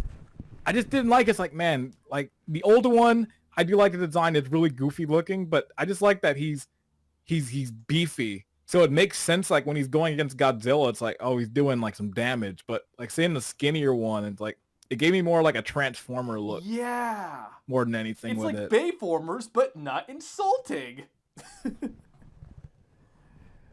But yeah, just overall his portrayal of which I was kind of surprised, like, they went with a skinnier design, but in a way, it kind of made sense, though, since it was combining both Godzilla's, like, kind of raw, like, power durability with Kong's agility. I'm just really happy they didn't go with the design from Ready Player One. Oh, I guess you didn't like that version. I don't remember this on it. I don't remember that movie. What, was the movie bad? Oh, we need another 3-hour discussion for that movie. Oh, Yeah. God, I forgot it. Oh, he looks whack in this. I forgot. Hold on. Let me save the image. Yeah, because I was like, man, they're probably gonna go with the design from Ready Player One because I was like, they're trying to go for a modern look of Mechagodzilla. I'm like, they're probably gonna go with that. But no, I was all like, okay, So stupid. This version that they went with is way better. He looks like a Bionicle. He does look like a Bionicle! Like a dinosaur Bionicle! But anyway, moving on from like that, the design I liked personally. His power outload, like, some people said they were a little disappointed that he didn't have as many fancy abilities and gadgets. I think he kind of more or less made up with, like, not so much like what he had, but how he used it. In terms of his power outlook, he has his default weapon, his breath cannon, which is dubbed the Proton Scream. Crazy name. He has, let's see, shoulder and back missiles, rocket jets that propel him forward, sort of these weird blue energy blasts whenever he punches and kicks, and the full-on Dragon Zord drill on his tail, which made me laugh considering that Dragon Zord from Power Rangers was inspired by Mechagodzilla, so it's kind of like come full circle by that point. I love how I was kind of surprised for, like, how much he kicked Godzilla's ass in the fight, but again, when you consider that he was basically designed to kill Godzilla, as well as the fact that it's from an exhausted one, yeah, it kind of made sense. Like, man, Godzilla gets his ass handed to him in this flick. Like, holy shit, he goes in full. He slams him into buildings, drags him across the ground, throws every hidden trick he has. They do a beam clash, which, by the way, glad to see they did a beam clash in this version. Mechagodzilla easily overpowers them at that point. And Yeah. probably my favorite bit, though, is when he goes for the killing blow. Holy shit, like, this probably was not intentional at all, but I'm surprised they did it. He pulls Godzilla's jaw forward, and it resembles just like how he did in the freaking, like, old film when he was in the fake Godzilla skin and, like, just pulling, like, Anguirus' jaw. Like, are you kidding me? They did not get that reference in there. Like, holy shit. They probably did. I feel like Yeah. they went pretty deep with this movie. Yeah, but Especially also considering the director Adam Wingard, like in the interview, he watched like almost every Godzilla movie that was just to kind of get a feel for everything when he came to this movie. So a lot of those like small little things there are probably specifically like, hey, I watched this, let's put this in there for like those fans who will pick up on yeah, it. there's a lot of everyone's like got like a habit though, or not habit, like a certain urge to want to break Godzilla's jaw. Like first Kong and now Mechagodzilla. Yeah. But yeah, like anyway, like regardless if it's a reference or not, because like he actually, like anyone who remembers like the final scene from 2014 and then sees this was like, oh, he's trying to pull his own kiss of death on Godzilla, which I also thought was amazing. And you can like even like see in Godzilla's face, like while this is going on, like he's given up, like he knows he's gonna die. He's like, well, fuck, I'm dead. I can't. I like you won. I don't know what to do. And then of course we get to the okay, I guess we should get to the obligatory scene. I guess we forgot to mention this, but I guess we'll mention it. After Godzilla gets done kicking... Oh, what were we going to say, John? Oh, I'll just mention my thing with Godzilla real quick. Sorry. So yeah, like design, like I just wish it was a bit beefier. And kind of like Ernesto, it was kind of ruined for me too. And I was mad because we were talking the other night about, I was like, you were saying like, yeah, I wish it wasn't ruined. I'm like, I feel like I probably know. And then when the second the movie started and they start showing off Apex, I'm like, dang it. I knew exactly then, like, Apex's new robotic line. I'm like, they were right. But it wasn't even that. YouTube ruined it without, like, YouTube was ruining it too. I wasn't even trying to look up movie stuff. And, like, IGN or whoever it was, they kept putting this as a thumbnail in a video. Yeah. And I looked at it once, I was like, wait a second. And I'm like, dang it, nope. Oh, I wasn't convinced at first because I saw it was kind of dusty when you see it, but you look at it closer and it's like, oh shit, it does look kind of robotic. And there was another shot in the trailer that someone posted on Twitter, and I saw for half a second, and I'm like, they're like, look at this computer monitor. What are they charging up? Oh. And I was like, dang it, I know what that is. And then when the movie started and they were talking about the Apex robots, I'm like, I wish it wasn't ruined because it would have been a dope reveal. I didn't see the design until the movie, thankfully, but it would have been dope when they got to that huge thing and it's like, all right, what's the monster? And then Mechagodzilla comes out like, oh, cool, they're going this direction. Yeah. Admittedly, like, okay, like, no, actually, this isn't really an admittedly thing, but in King of the Monsters, like, in the ending, like, flashback, like, not ending flashback, the ending credit scene, there is, like, a small snippet that says, like, certain companies are now investing in building their own robotic titan. Like, so, like, it was kind of hinted, but it's, like a blinking and miss it kind of moment in King of the Monsters. Yeah, I must not have missed. I definitely missed that. But it's like a blinking and miss it kind of thing. You know, like most people didn't notice it, but like, yeah, in terms of like content of like a King, fucking Mechagodzilla's reveal. Oh, I keep saying this, but in terms of how they revealed him by using the freaking adult skull crawler from Kong Skull Island as like a test. Just to see Mechagodzilla's abilities. Like they're pulling the Cole classic. Want to know how we make this villain intimidating? Kill off a previous one. In 5 seconds. Yeah. But anyway, so back to the reveal though. So right after Godzilla gets done kicking Kong's ass, before he inevitably gets his ass kicked, we see Kong get his shoulder dislocated. His heart is slowly beating down. He's about to die. They take the machine, and that hilarious scene where the guy does like the "you are very coward" like sign language thing. Like that was pretty funny. they essentially like use the machine as a defibrillator to basically revive Kong, which, intentional or not, I also thought was kind of a cool way of like referencing Kong's affinity with electricity, because spoiler warning, he does not get electrical powers in this movie, but I still thought that was kind of cool that they referenced that. They essentially bring Kong back to life, and the little girl, as fucking cheesy as it is, I was just in the moment. She goes up to him, tells Kong, Godzilla is not enemy, that is enemy. And of course Kong's like, no, fuck off. Like he kicked my ass, and then she's like, please, for me, can you save him? Be careful. And Kong's like, okay, fine, I'll do it. And he goes up to the building, like hits it against like a building to like freaking pop his shoulder back in. Like another reason why Kong is badass in this. That one was dope. Yeah, that was dope. That was super sick. Like Kong is like amazing in this film. Oh my god, they did him right. But just seeing that scene where she's like crying and doing in sign language, like, please be careful. I'm not gonna lie, I teared up a little, like, oh my god, why is this movie making me tear up? It's a dumb popcorn flick. Hey, that was one thing Adam Wingard said. He's like, my goal is that the human characters are there, but that you start getting emotions, like almost tearing up at the end to the monsters. I guess it got its desired effect then. But yeah, just that final scene, like, just doing it, like, it was coming, but it was well done. Fuck, there was another thing I wanted to say and I forgot what it was. But anyway, when we get to the obligatory moment where they team up, the way they reveal it is amazing. I love how they quickly how it's very quickly established, like, when they do team up and fight against Mechagodzilla, Mechagodzilla does not turn his attention away from Godzilla. Throughout the fight, he's still beating Godzilla's ass. And the entire time, he's just swatting Kong off. I was kind of surprised at that dynamic.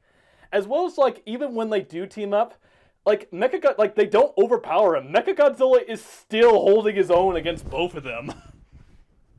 Which was what I was kind of surprised with. What did you guys think about that moment?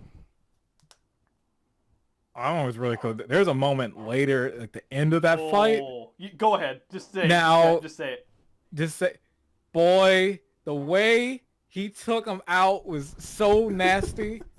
When they had their Wind Waker moment, where Godzilla's reflecting, and then Kong takes it. It's very rare when I get hyped watching a movie at home. I was clapping like an idiot in my couch. I was like, yo, this is raw. I'm happy I didn't see it in theaters, because I would have been acting a fool up in there. I was like, yo, this the rawest combo. When they started teaming up, like that whole scene was great. The whole last half of the movie was well worth seeing. Like everything. Yeah. What do you think of it, Ernesto? Oh, I thought it was remarkable. I agree. Like, you guys pretty much took the words out of my mouth. It was... I was in the movie theater. I tried to hold it in. I'm like, oh my god. I was trying to make sure I wasn't jumping out of my seat, clapping and stuff. But man, that was definitely freaking crazy. Yeah. Like, I'm always a sucker when it comes to camaraderie in, like, any piece of media, but just seeing that, like, bit of, like, moments, like, okay, hell yeah. It was essentially, yeah, like, you said it, John, it was a full-on Wind Waker moment, and it once again continues the MonsterVerse trend of ending off in a fatality. And I just love how he just chops him up and then just rips the head off right there. Like, oh my god, like, I'm so glad they're continuing this trend. Kong with fatality. Jeez, and like even then, like it was like you want to talk about, like, this movie wasn't like super gory when it came to like the monster battles. Not when it comes to robots. Mechagodzilla, like, there was oil, yeah, fucking like metal, like explosions everywhere. Like, if you're a robot, do not see this movie. You might be disturbed. But man, oh man, I was just, that ending finale was amazing. And I guess you already like kind of mentioned Ernesto, so I guess we'll just go ahead and bring it up. The final scene where they both like oh shit, that's what this reminded me of. This reminded me of the end of Jurassic World, though, where they have the team up scene and then they have the both moment where they sort of like kind of acknowledge, we're like, you know what? Yeah, we're natural enemies, but we had each other's back, so you know what? Fine. I'll let you off on this one moment. That's the kind of vibe I got off from it. That's the sort of the vibe. At the end where Kong just tosses the axe below, they're like, okay, yeah, one time, but that's it. Yeah. We already know, the second Kong picks that axe back up, Godzilla's probably coming right back. It's like, boy, what I tell you? Yep.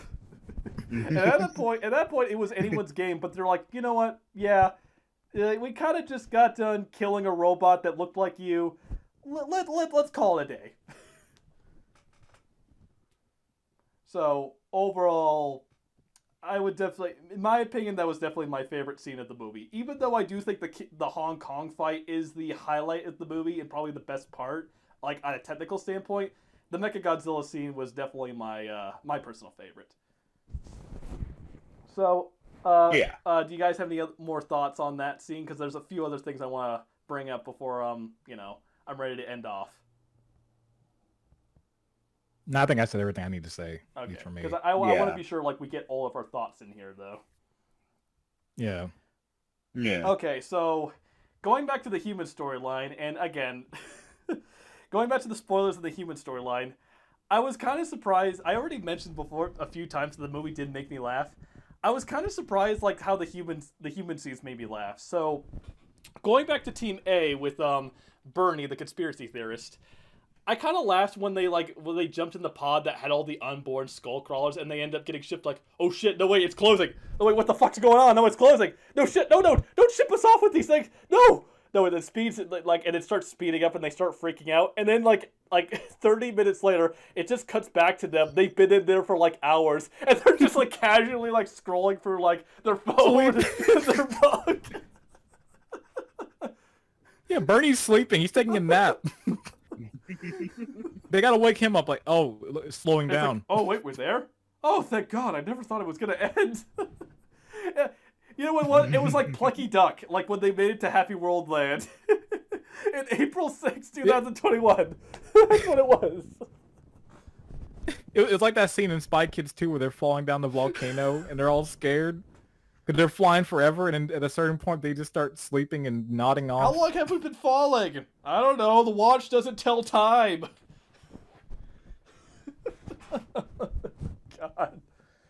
Okay, like that scene was great. Okay, I guess we're gonna go back to the Ren Sarazawa thing with the Asian kid in the skull.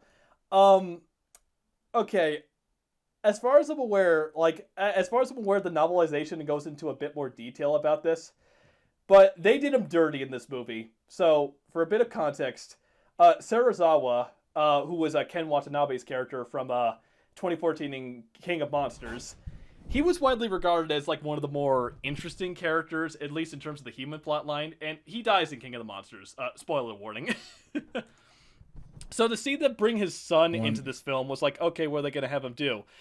They kind of pull like a Gamera 3 Revenge of Iris situation where he hates monsters. He hates Godzilla. And I was kind of surprised like where they were going to see him go with this. No. They did nothing with it. He's controlling Mechagodzilla in King Ghidorah's skull. They don't really explore that aspect at all. When he brings up the whole wait, we haven't tested this whole thing, we should do a thing. Nope, don't really bring anything. They don't bring into any aspect of that. They don't explore his hatred for Godzilla. They don't explore like how it is to control Mechagodzilla, or how if he's feeling like the King Ghidorah link in there, or if like his hatred for Godzilla is also going inside Mechagodzilla. They don't explore any of that. Like once they get the power source and King Ghidorah takes control, it short circuits. Ren Sarazawa is dead. For all we know, like he's just dead. Like maybe like his like conscious was also in Mechagodzilla, but they don't explore that at all. And that's kind of it. Just it. That just they did him dirty. Wasted potential right here. Mm-hmm. Yeah. It's kind of a shame though, because it like to give you some context on the Gamera 3 thing. It seems like they were going with the Gamera 3 Revenge of Iris plotline, where you have a human who really hates the main monster, who really hates monsters, and they end up combining their conscious with another monster.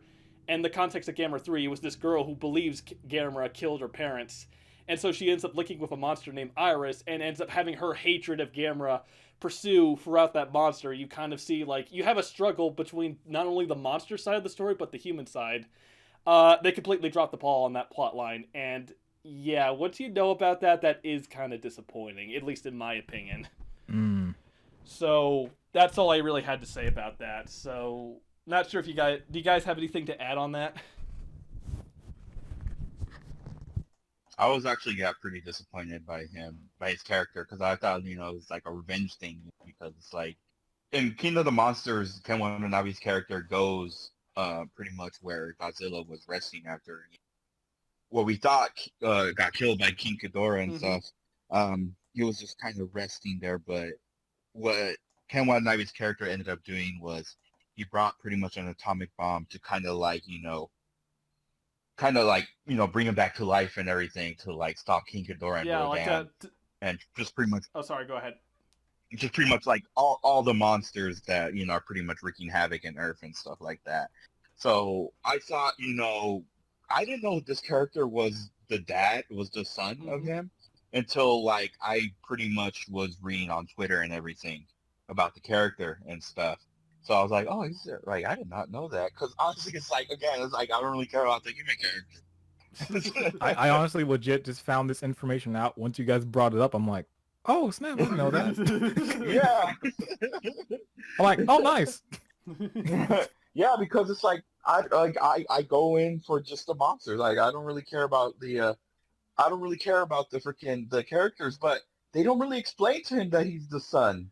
They don't. Yeah, and again, it's a major aspect. He's a son of like an important character from the previous movies, and again, his plot is he hates monsters and he wants to kill them with essentially his own monster. Yeah, like it's like they didn't explain that who he was. I don't even think they mentioned his name once, or maybe they did. They did. They did. Okay, so probably I wasn't really paying Same here. attention, but yeah, it's like, okay, he's gonna like a revenge, and then like I think like he'll like discuss, like he'll like soon learn his mistake and everything like that, and we'll try to like help out to freaking like stop Mechagodzilla and stuff. Nope. But they just kill him off just like it was nothing. I was like pretty disappointed. See, had they did it where they didn't have Al Pacino looking dude as the villain, and they had Ren Serizawa as the main one, it would have worked better.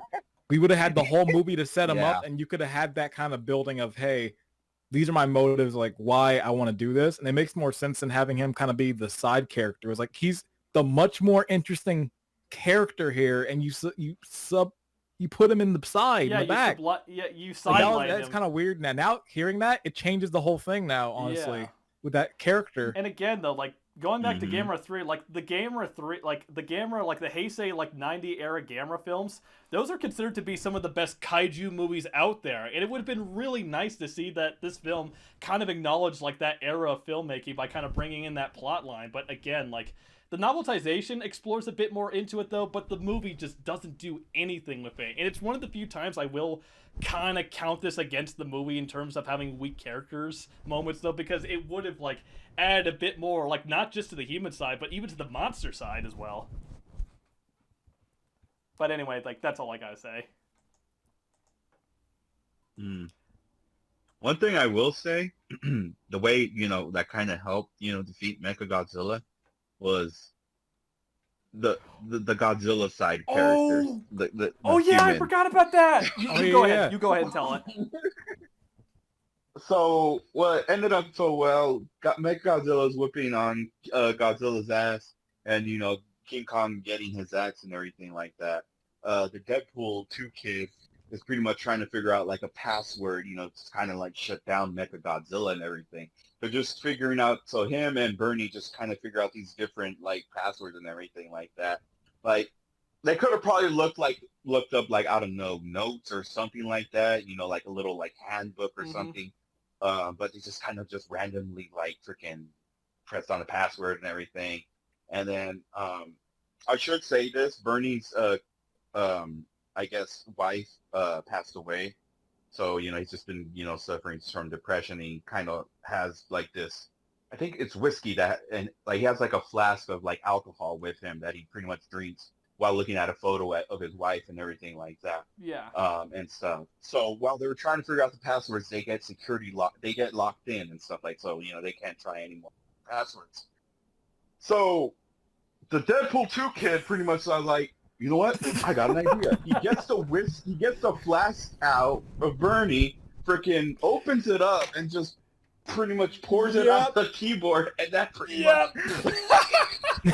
Okay. I have so love many that. questions after that. I know what. I don't care what anyone says. That was amazing. That was the best way they could have did. It's like, I can't turn off this computer. How can I shut it off? Oh, I know. Spill a drink. The best way to destroy any computer. And that was whiskey. Like that stuff like really sticks to shit. Like that would have ruined it the PC. So that was amazing. I don't care what anyone says. That was fucking amazing.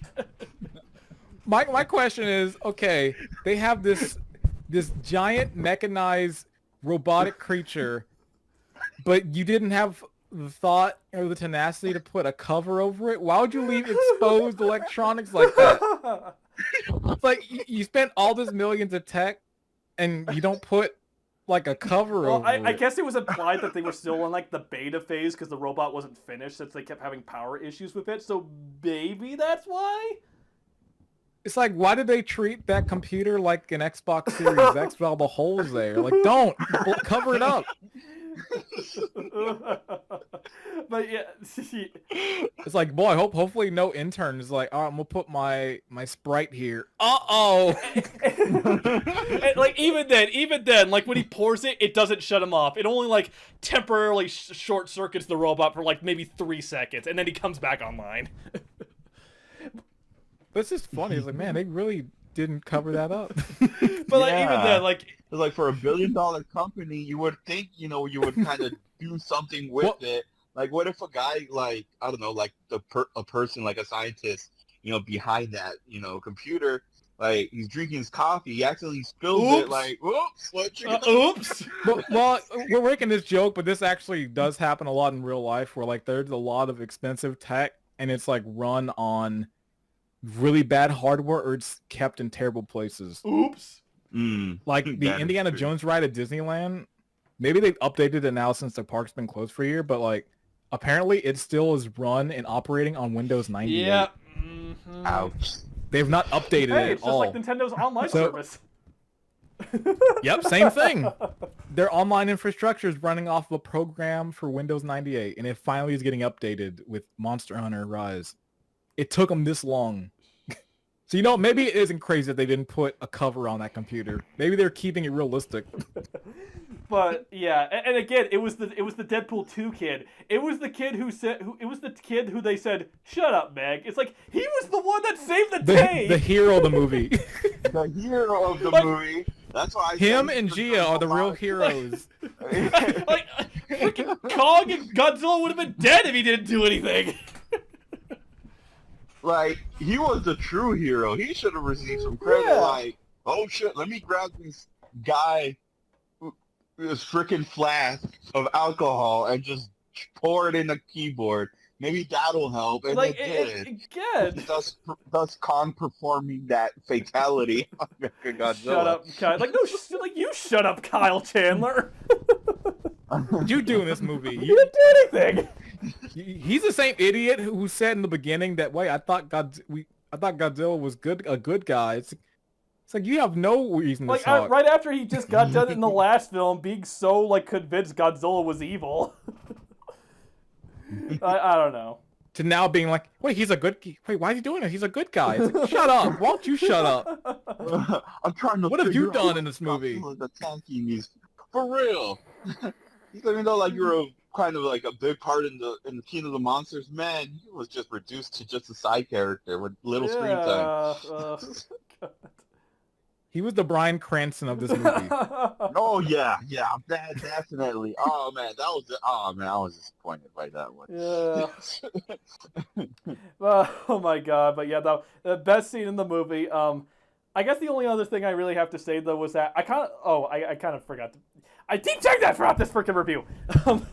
I loved how like relaxed they portrayed Kong in this film. Like at the beginning, where he's just getting up at the morning on the ship when they're feeding him the tuna, and he's like got that big like shit-eating grin on his face. Like I love that scene, and I love. I can't wait for someone to re-edit that with like some like music, like put like "Lovely Day" by Bill Withers to it. It'll fit perfectly. And I love at the end where instead of like it being Kong like containment area, at the end in the Hollow Earth it's Kong observement area, and they're like, okay guys, get out of the way, he's getting ready for his morning walk. Like I love how casual they just made it. Like Kong really was the main character of this film. Like they even I forgot to mention, they even open up the film on him too. First frame. First character we see is him. Like damn. It's like if they did their credits with order of appearance, Kong would be the first one. And last.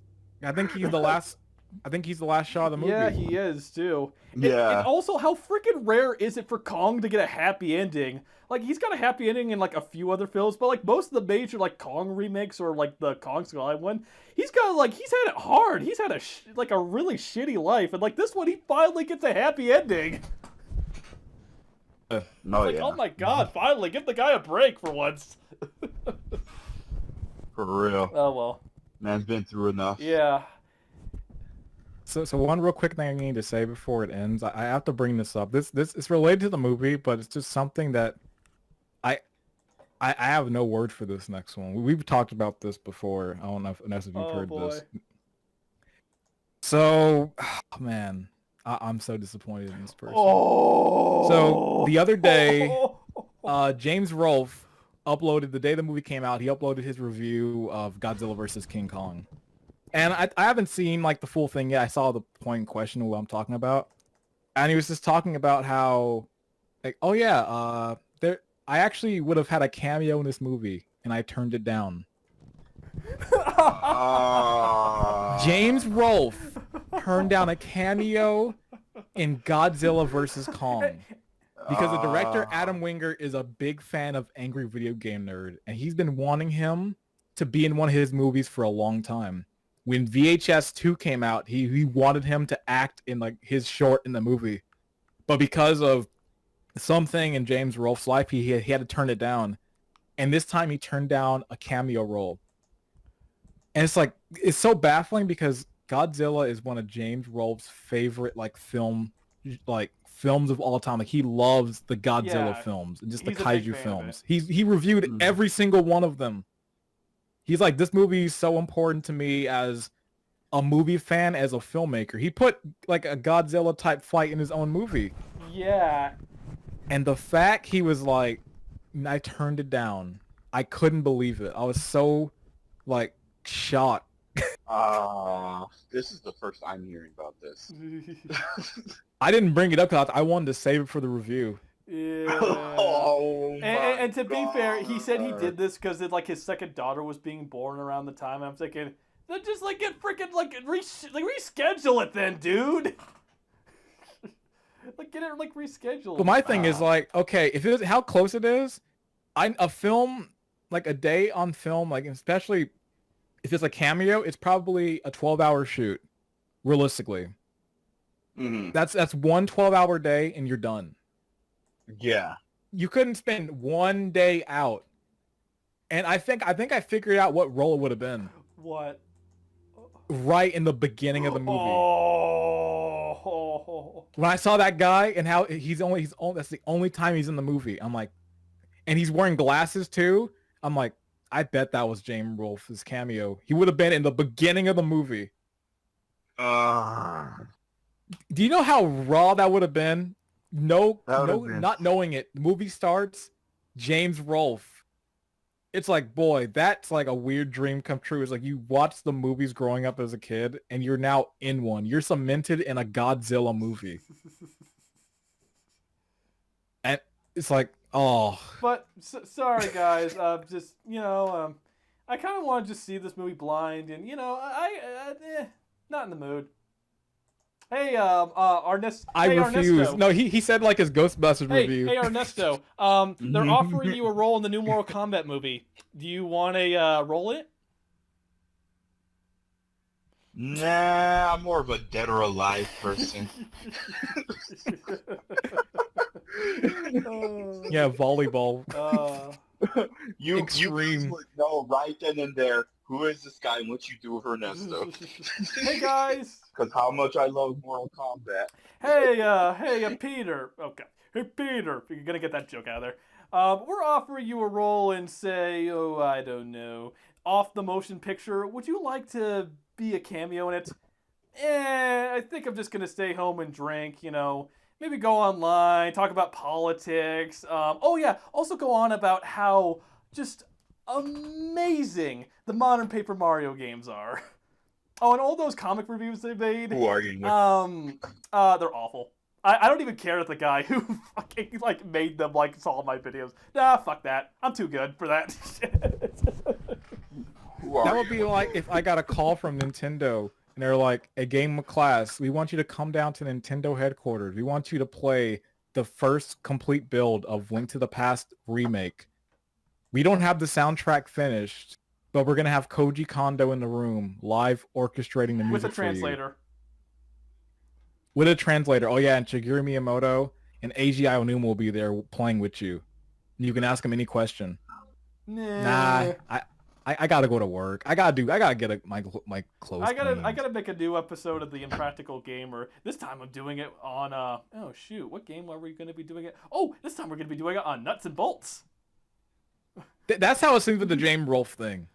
It's just like this once in a lifetime opportunity because this is never gonna happen again. That's the saddest part because each of these movies they have a new director for them, so it's not gonna be Adam Wingard next time.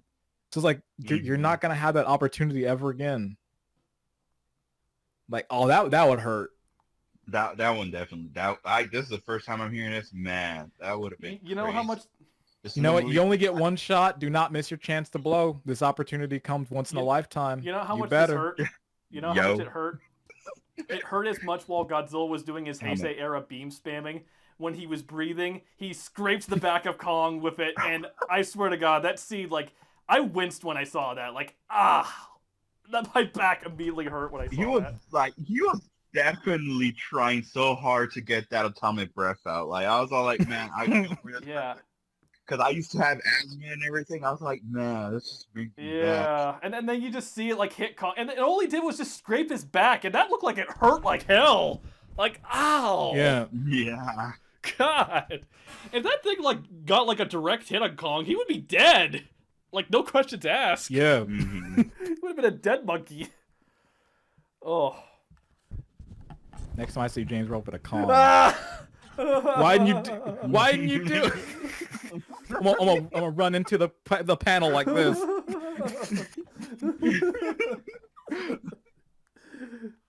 Well, that's all I had to say. I had to mention that. Anyway, do you guys have anything else you want to say about the movie? Because I've gotten all my thoughts out. No, it was a really enjoyable movie. I liked it. It was definitely. I know you finished your answer.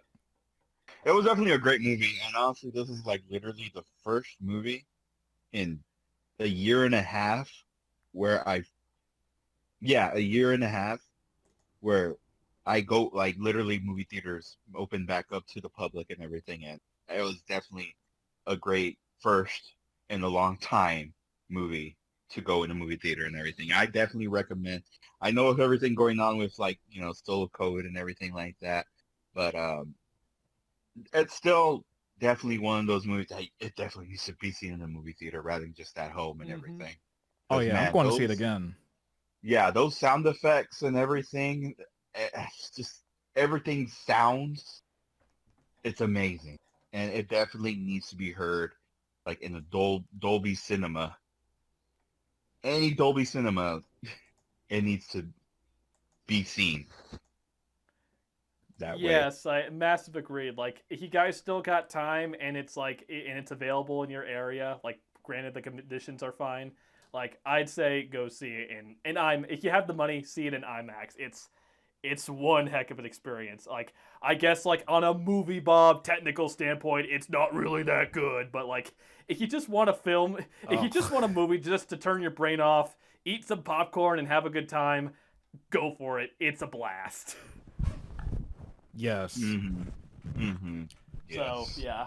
I guess, like, on a quote-unquote technical standpoint, or on that movie Bob thing, whatever, I guess I would say that, like, Kong Skull Island is technically the best out of all these movies.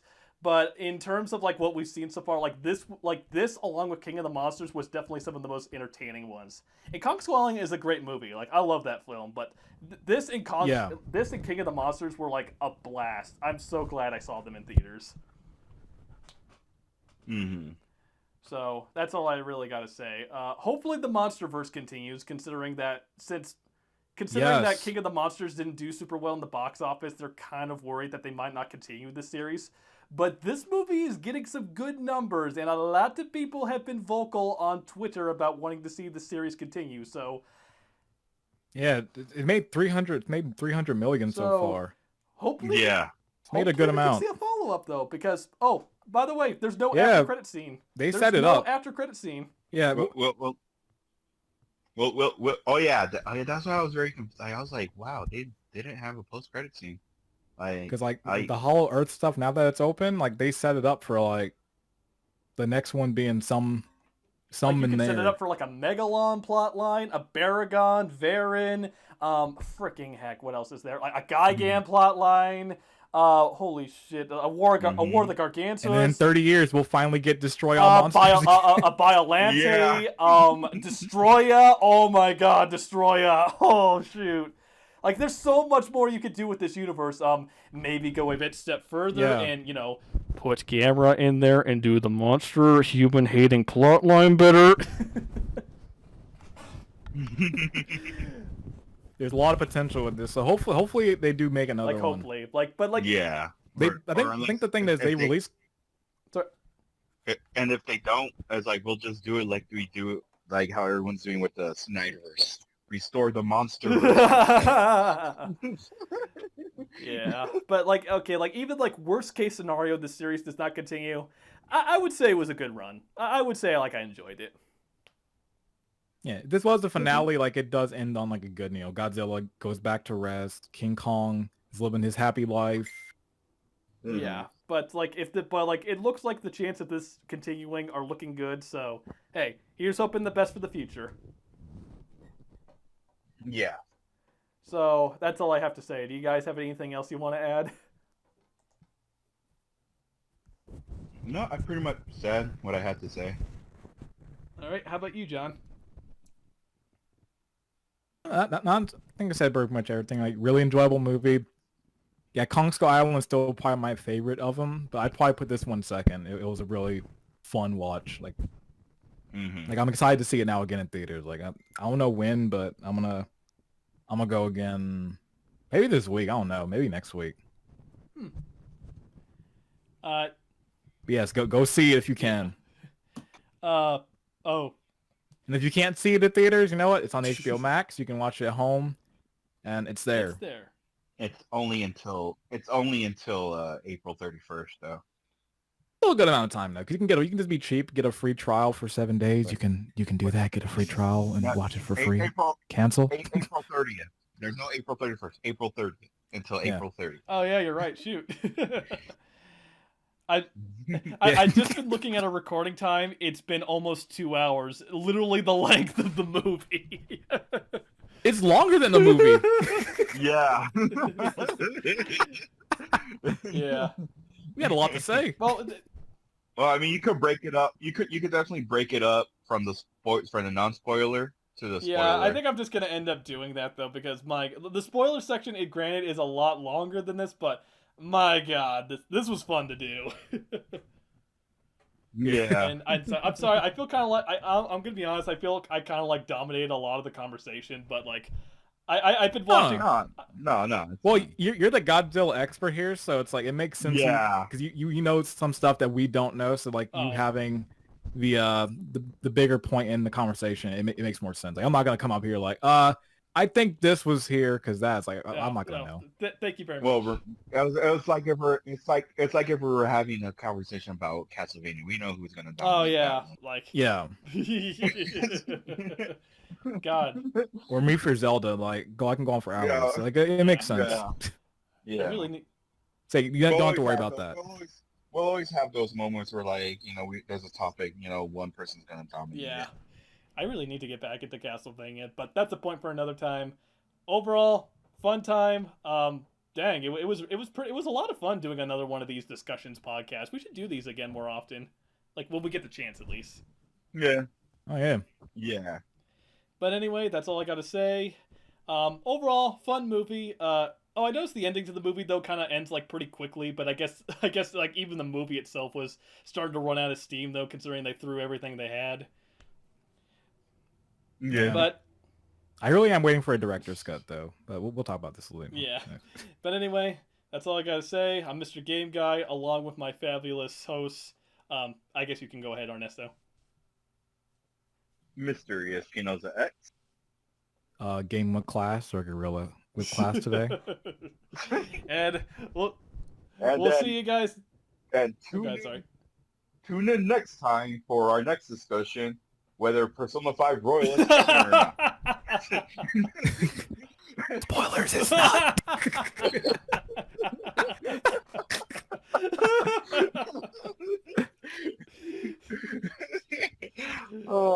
Later, guys. Later. Later. The next video will be the Rats of the Wall one, I swear.